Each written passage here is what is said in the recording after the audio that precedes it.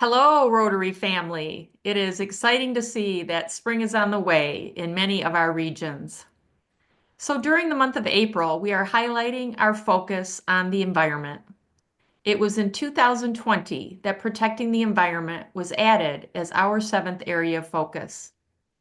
As an organization, our members are committed to supporting activities that strengthen the conservation and protection of our natural resources and also advance ecological sustainability, as well as fostering harmony between communities and the environment.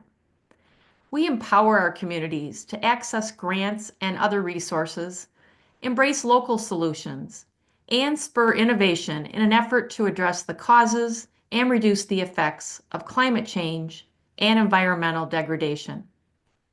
For example, there is a Great Lakes Watershed Cleanup Initiative that started in District 7090, which has clubs in Ontario, Canada, and also in the state of New York. And the initiative has now grown to a multi-district program. I am pleased today that District Governor Dave Alexander from District 7090 is here with me to share more about this program. Dave, welcome. Hi, Chris. Great to have you join me today. I really appreciate you taking the time.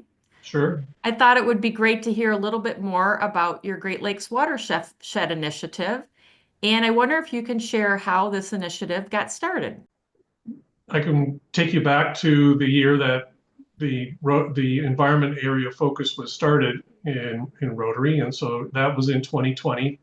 And when past District Governor Frank Adamson was at his training at International Assembly in San Diego, he was mulling over some goals. And so District 7090, which is Rotary's oldest international district, we're Rotary's first international district. We are blessed by being within two Great Lakes. We have Niagara Falls and the Niagara River, Lake Erie Canal, and we've got a number of other water features here. So we're really proud of water and conserving water and safeguarding water in our communities. It's been a fantastic asset and resource, and we're really blessed with that. And so with that in mind, Frank was thinking about some opportunities that we could work on, and knowing full well that the environment area focus was emerging as something that we're moving our organization into.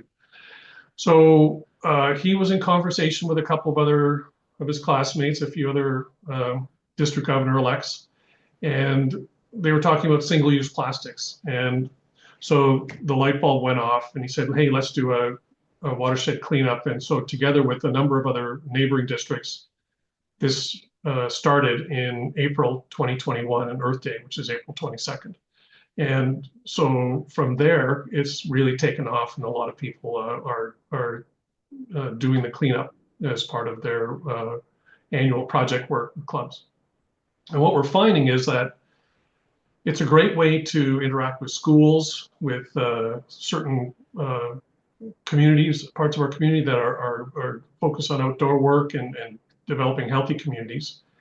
And it's a great way to get the Rotary family together as well for a spring day as the snow melts. So it's a really fun activity. It's an easy activity to do. Typically, you work with some community partners like your local municipality, and you'll find a spot to clean up. It could be a waterway or a park that's near a waterway, and you just go through there and you pick up the litter and the trash, and you bring all that to a central collection area, and you weigh that, and it gets taken away to the landfill, or some is recycled, and then you're able to talk about it on social media with other clubs, other organizations, and it's been a pretty effective journey along the way. That's great. As you mentioned, what an easy and great way to do a service opportunity in your community, engage with local partners and your families, and protect the environment at the same time. Yeah, Is there anything else you might want to share about the program and maybe how many districts are now involved? sure. So a couple of years ago, when I started on the district governor track, I started looking at this from our healthy communities perspective. We're developing a healthy communities lens. And so I looked at the mapping that was available and identifying all the districts that are in the Great Lakes Basin. So across all the Great Lakes and the watersheds that go into the Great Lakes, there are about 35 districts, and that's across 4 zones. And so whether in whole or in part, the districts are there.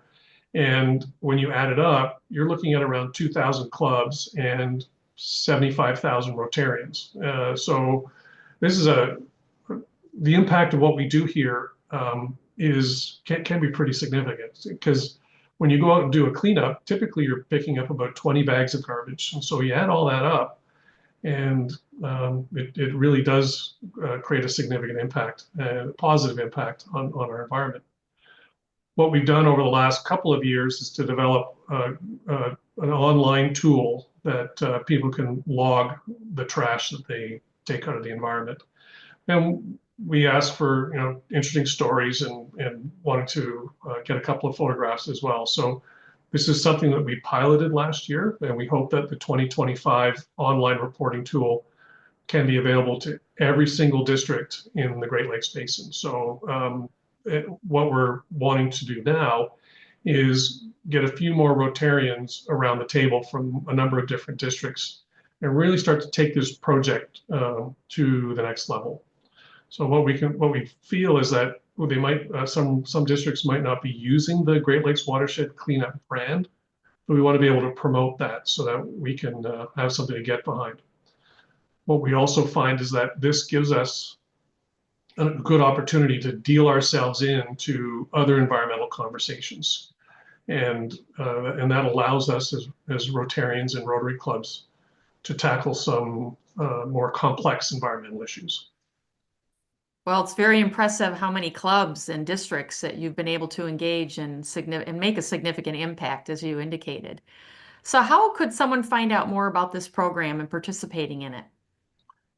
So there are a handful of districts that continue to sustain the program, and what we're looking for is a champion in each district to say, I will work with my teammates and we will work on this initiative as part of the Great Lakes Watershed Cleanup. Now, you don't have to be within the Great Lakes Watershed Cleanup, because again, some districts rather straddle the Great Lakes Basin, and some clubs are in the Great Lakes Watershed and some are not. But what's important is that you find a place out in your community that you can work with your local media, local green groups, and get out there and do a cleanup sometime during the year. It doesn't necessarily have to be on Earth Day. And if you go to District 7090's resource page, and I can share the link with you as well, we can put it in the overall program, I guess. But if you Google searched Great Lakes Watershed Cleanup, the District 7090 resource page will come up, and everything that you need to know on how to do a cleanup is there. There's Zoom recordings where we kind of prime the clubs and the club leaders on how to organize, and all the nitty-gritty details about what you'll encounter.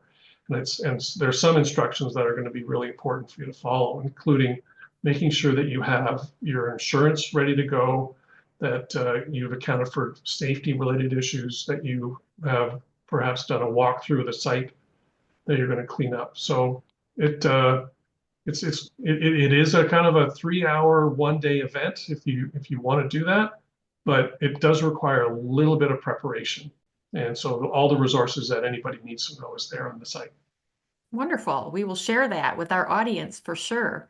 Thanks for the great work you're doing with the Great Lakes Cleanup, Watershed Cleanup. And it's just amazing to hear the impact you're having and protecting our environment at the same time. So Thanks so much for being here today, Dave. Hey, thanks, Chris.